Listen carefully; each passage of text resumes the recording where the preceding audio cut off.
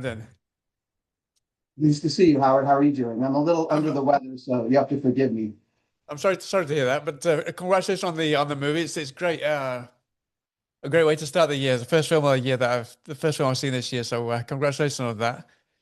Oh, I mean, thank you so much. obviously, I know that you had kind of a background in more so in kind of animated content, no? And then you made this short film, which this is kind of adapted from. I'm quite curious, what came first? Was it kind of the concept for the short film, or did you actually kind of originally have an idea for the feature film and you thought you'd try and kind of create the concept of the short film and then see where you could go from there? How did it actually kind of come about?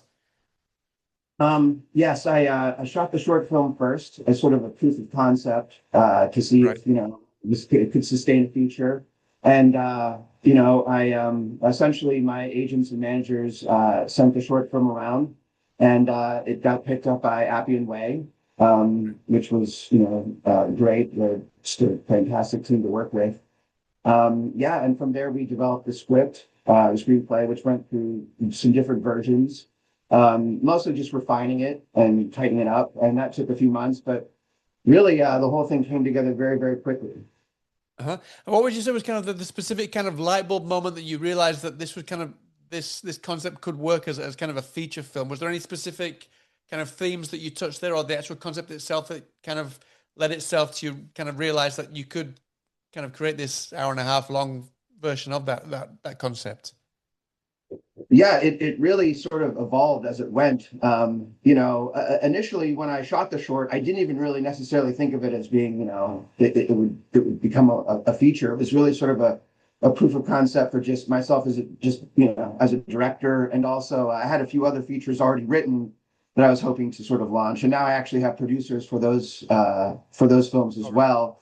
But yeah, it was really just sort of it was really serendipitous, like just getting to meet, just the team. And then eventually I was in London at the time, and I got the call from Appian Way saying that we had an investment company, Verdi Productions, interested in doing it. I think initially we were talking about a budget of around 10 million, and then it got much smaller Right. as we went. It was a very, very, very sort of low budget shoot, and a very, very fast production schedule. It was a 15-day production schedule. So it was, as a first time feature director, it was, very intense and very difficult. Sure. I mean, the reason I asked you what was kind of the light bulb moment and how you got the kind of the feature film project out there is that Hayden Panettiere's character in the film, she's kind of this struggling artist with very dark kind of artwork. So I'm quite curious if that was very much a kind of a reflection or an echo of how you felt at that specific time. Kind of you wanted to go into kind of more darker material compared to what you'd done before, and that was kind of that struggle that she was going through to get her out there, even though it was kind of almost like a cathartic release for her without giving too much of the film away. Was that something that you kind of consciously wanted to put into the film just because of where you were in your career at that time? To a degree, I mean, I'd gone through sort of like, several, I think everyone, particularly the last few years, probably since COVID, has gone through sort of dark periods in their life. And so that was definitely sort of a reflection. I really sort of dug into sort of my past, and, there are moments in the film that sort of reflects things that have happened to me as a boy, particularly, my parents fighting, and, just sort of various tragedies that have happened to me over my life. So I really sort of dug more into that, into my past, and things that I had, gone through. My father passed away when I was a boy in an accident, not similar to the film, but was an industrial accident. So I was, me and my sister were raised by my mom, and so I really just sort of dug into my past. Obviously, a lot of it was made up. I'm an artist as well, a painter. A lot of the paintings that were in the film Right. were my paintings. So it was really um, just sort of just digging in deep, and also empathizing, with what my mom went through raising us. And then I also was so obsessed with my father's death that I began seeing spirits as a kid. remember seeing a shadow of him on the wall. And again, now as an adult, I think, well, it was probably just the fanciful mind of being a child. But that always stuck with me, particularly that shadow. It brought the shadows into the film. Yeah, so a lot of it is sort of autobiographical to a degree. Yeah. Uh-huh. At the same time, I mean, you mentioned that I'm sorry to hear about the passing of your father when you were very young, but the film, it kind of really does dive into how things that happen to your parents are kind of passed on. We talk here about kind of this sleepwalking problem that the main character has, and it's also suffered by her parents and kind of passed on. Was that something that kind of arose because of you were kind of thinking about your childhood and the loss of your father and your mother looking after you with those kind of things? Did that kind of the idea of things getting passed down kind of spring from that as well? Yeah, absolutely. And I was never a sleepwalker, but my sister was, and that's also where I sort of pulled it from. I remember waking up in the middle of the night and her standing at the foot of my bed and just being really at first, scared and panicked. But then I was sort of curious and I would try to ask her questions while she was asleep, like wondering what she was experiencing, what state she was in, if she was seeing anything. So it was almost like I was sort of, as a kid, you're fascinated by it. Like, sleepwalking is such a mysterious, it's such a mysterious sort of, state. And you always wonder if the person sleepwalking has access to something that you don't, like has perception of something that is sort of beyond our senses, or maybe in a deeper state that she can sort of has some sort of access to some form of knowledge that we don't while we're in our conscious state. So I was always curious about that. But strangely enough, she was the only sort of sleepwalker in our family. But that definitely pulled from sort of the eeriness of childhood and experiencing my sister sleepwalking, and it happened frequently. It happened very often. And then she grew out of it, which I think was pretty common.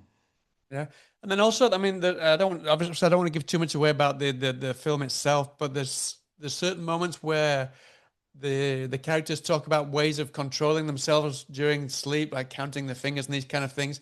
I'm quite curious how much actual research and how much of it is actually really kind of what people do to treat these kind of symptoms, and how much of it is made up. And at the same time, how did you walk that fine line between reality and dreams that keeps the audience on their toes, but at the same time not confused or annoyed when they kind of tricked into it being dream or reality, if you know what I mean? Because there's a lot of times when films creep between those two and they don't really let on whether it's a dream or not, it can annoy the audience. So I'm quite curious how you managed to kind of make sure that it didn't fall into that realm, that territory. Yeah, I mean, I sort of, I was looking at various films over the last few decades that, particularly, Nightmare on Elm Street, for instance, Sure. I thought was a sort of is a great sort of was a great point of reference in that, you're not quite sure when the characters are transitioning between, the waking and dreaming world. And then at other times it's clearly obvious that they are dreaming. They've slipped into it, but it's never like Wes Craven never really changed his style. Like they just sort of transition in, and then it feels very sort of like grounded until surreal elements happen. That was a big influence, and also not spending necessarily so much time within the dream world that it starts to become tedious. Like I really try to kind of dip in and out enough to be able to sort of essentially what she's experiencing is really and I don't want to give away too much of it either, but it's she's dealing with this trauma, with these awful things that happen in her life, and there's always sort of this fine line of is what she's experiencing, even when she's in the waking world, even when she's conscious and moving about, and she's still experiencing supernatural events, how much of that is still rooted in her trauma and in a form of sort of I don't want to say necessarily psychosis, but she's experiencing something that's very trauma based. So all of that was more of a reflection. It's not just sort of nightmares for the sake of nightmares. It's her trying to deal with something that occurred that was horrible and horrific, and she's trying to deal with it both consciously and unconsciously and subconsciously, on sort of all levels. So I really just tried to kind of, like get the audience to wonder, oh, is she dreaming right now? Did she fall asleep? And then once we sort of are in that sort of more, still grounded sort of dream state that she's experiencing, you don't obviously want to linger there for too long. Sure. Yeah. Likewise, I want to talk a little bit without giving too much away of Michael's character, Justin Chatwin. We don't see a great deal of him on the screen, but at the same time, it's kind of his presence hangs over the film throughout in a very kind of specific way that kind of really gives the film a lot more of the kind of the tension and terror than just the nightmares themselves. I'm quite curious how you approach that specific character. Did you kind of approach him more as a traditional villain per se, or did he kind of come about more of a kind of a psychological residue of Sarah's past, and you kind of work from there? How did the character kind of take shape? Was it more kind of a villainified person first of all, or did you kind of want to figure out how to bring in kind of the residue of Sarah's life into that character at the same time? Yeah, I'm it trying, was more trying of not to the give too much away. Yeah. yeah, it was more, I think, the residue of Sarah's life. When her perception of him is definitely villainous. So every time we're seeing him, particularly in flashbacks, we're she's pulling from sort of the worst moments of her life, the things that, the memories that she has of him, the dreams that she has of him are sort of pulled really from just the most awful sort of times that they had together, and that she's really sort of trying to deal with those things, and she's also, there's things that she's also justifying in her own mind. But he's obviously, he obviously is the antagonist. He is sort of, I guess you would say, to a degree, the villain in that sense. He is someone who she feels that she needs to sort of recycle some of those awful memories and thoughts to sort of justify certain things. And again, without giving too much away, she's sort of she's sort of trapped. She's sort of trapped in her own memories and her own sort of her own regrets, her own fears, and Michael really is sort of the catalyst of all of that. Yeah. I want to go back a little bit to kind of, I said that before, that we talk about kind of counting fingers to kind of control where you are in the dreams. I'm very curious because you said that you painted the pictures in that we see in the film, and Some you of very them, much yeah, some of them. some of them. So I'm quite curious how you approached kind of the more special effects scenes, particularly with the characters. I mean, because of this background of in artistry and that kind of work, were you able to kind of work with the actors kind of before while we were rehearsing, or was it all in the scripts? All the visual things, were they all in the script as well, or did you kind of rehearse all of that once they were on set and you're just about to film, kind of to explain exactly what they would see Yeah, without them actually seeing those things? I did, and I drew a lot of like concept art and storyboards. Like I actually, because I knew we were shooting, 15 days, which is almost next to impossible. Yeah. It's very, very difficult. So I storyboarded every single shot. A lot of it we weren't able to cover because of just time constraints. But I worked very hard to at least do concept art to show everyone, and also the short film as well had those elements. It Yeah. had the finger pounding, the CG finger counting. None of that was AI, by the way. That was all, that was all done through practical, through mainly through either practical effects, like particularly the ghostly makeup, or it was done through, CG. But none of it was AI.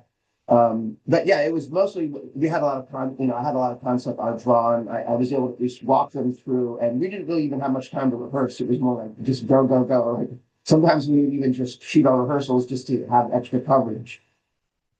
I mean, I wasn't going to ask you about that, but I mean, because you brought that up, but it wasn't AI. Was there a specific reason why you said that? Do you feel now that when you have to make films, you kind of have to defend yourself in case anyone does say this could be created by AI?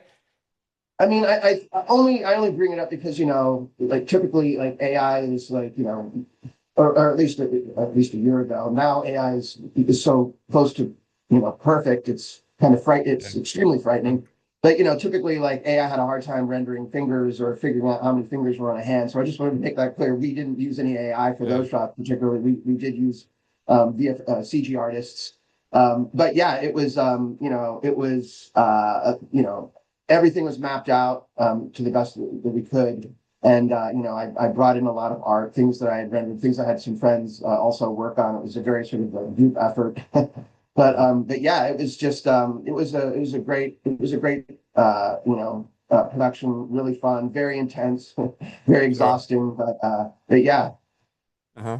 And then just before I let you go, I mean, you said that you've got some other projects on the go that have been picked up by producers. Is there anything that you can give us a kind of a little inkling of what we might be able to see from you next? Well, I have boy, I wish I could talk about it since nothing's been announced, but I have actually like 5 features. Some of them I'm directing, some we have other directors for. And those announcements will actually be coming out, like those announcements will be dropping very, very soon. Pretty soon, So no? I Is it, wish I could talk more about it. I just can't until there's an official press release, etc. uh, but can you say kind of any this will it be in the similar kind of genre realm, or is Oh it yeah. kind of all across the board? It's mostly in the horror and science fiction realm. Uh, So there's 2 science fiction films. One is a very big budget with a very big name right. director who is quite well known, and then and the other and actually some of the other actually I have several projects with directors that are quite well known, and then yeah, and then there's 3.